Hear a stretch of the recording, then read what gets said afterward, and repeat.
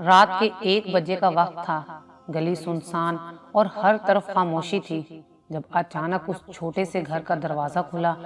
جو گھر کسی کی جنت تھا، کسی کا آشیانہ تھا۔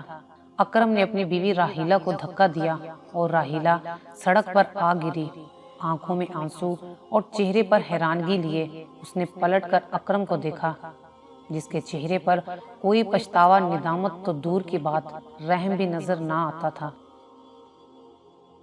جا دفع ہو جا یہاں سے، اب اپنی شکل لے کر اس طرف نہ آنا، بانجھ عورت، تو نے میری زندگی کے 3 سال برباد کر دیے۔ اب تک تو میں 2 بچوں کا باپ ہوتا، اکرم نے غصے سے کہا اور دروازہ بند کر دیا۔ یہ تو وقت ہی جانتا تھا کون کتنا برباد ہوا تھا۔ دروازے کے اس پار کھڑا وہ شخص جس نے کچھ دن پہلے دوسری شادی کی تھی اور پہلی بیوی سے جان چھڑوانے کے لیے اسے صرف ایک لفظ کی ضرورت پڑی، جسے 3 بار بول کر اس نے بات ختم کر دی۔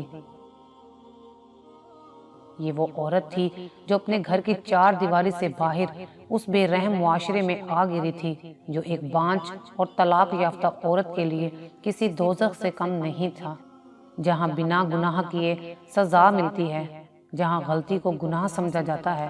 معاشرے کی اس کتاب میں عورت نام کے مضمون کی آخری لائن یہ ہے کہ غلطی تو ہمیشہ عورت کی ہوتی ہے۔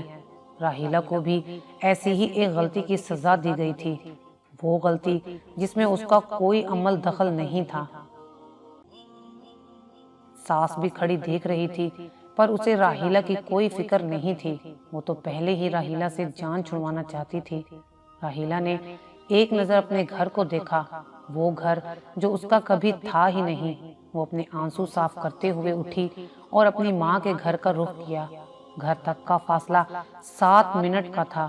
راحیلہ نے خود کو سنبھالنے کی کوشش کی اور چہرے پر ہلکی سی مسکراہٹ سجا لی کہ کہیں بیمار ماں اس کی آنکھیں نہ پڑھ لے۔ ماں کے گھر میں داخل ہوئی۔ ماں سردی کے اس موسم میں برآمدے میں رکھی ایک پرانی چارپائی پر اس بدبودار اور خستہ سے لحاف میں لیٹی تسبیح تھامے شاید اپنے بچوں کی خوشیوں کی دعا کر رہی تھی۔ جب آنکھیں کھولی تو بیٹی کا مسکراتا چہرہ نظر آیا، پر بیٹی اس وقت یہاں ماں کا دل ڈر سا گیا۔ پوچھا، بیٹی سب خیر ہے نا؟ ہاں ماں، فکر کی کوئی بات نہیں، تیری بہت یاد آ رہی تھی تو اکرم سے کہا ماں کے پاس لے جاؤ، وہی چھوڑ کر گئے ہیں۔ جلدی میں تھے اس لیے اندر نہیں آئے، صبح لے جائیں گے۔ راحیلہ نے ماں کو تسلی دے کر مطمئن کر دیا۔ راحیلہ کی بھابھی اس طرف آئی اور ایک پلیٹ چارپائی پر رکھ کر چلی گئی۔ راحیلہ نے دیکھا روٹی جلی ہوئی تھی اور دال شاید باسی تھی۔ راحیلہ نے دیکھا اس کا بھائی سامنے والے کمرے میں بیٹھا ٹی وی دیکھ رہا تھا، اتنا قریب تو تھا کہ اگر گردن گھما کر دیکھ لیتا تو صاف نظر آتا کہ بیمار ماں کس حال میں ہے۔ کھانا کھا لے، ماں نے کھانا راحیلہ کی طرف بڑھاتے ہوئے مسکرا کر کہا۔ راحیلہ نے آنکھوں میں بے بسی لیے ایک نظر اپنی ماں کو دیکھ کر سوچنے لگی، کتنا صبر کیا تھا اس عورت نے، ہمیشہ خدا کا شکر ادا کرتے ہوئے سب سہتی رہی تھی، اور مجھے بھی تو یہی سمجھایا تھا کہ کبھی اپنے شوہر کی نافرمانی نہ کرنا، جو مل جائے اس میں ہی خوش رہنا، صبر کرنا، کبھی شکایت نہیں کرنا۔ راحیلہ اپنی ماں کے قدموں میں بیٹھی بیٹھی ہی سو گئی۔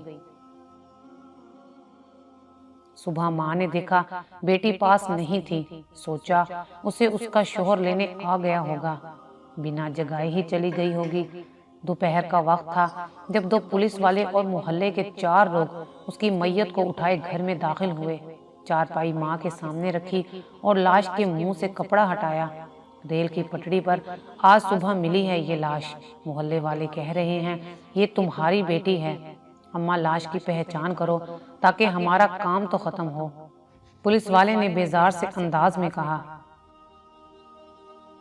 بوڑھی ماں نے اپنی بیٹی کی صورت کی طرف دیکھا جو صرف 21 سال کی عمر لکھوا کر آئی تھی۔ بول اماں، کیا یہ تیری بیٹی ہے؟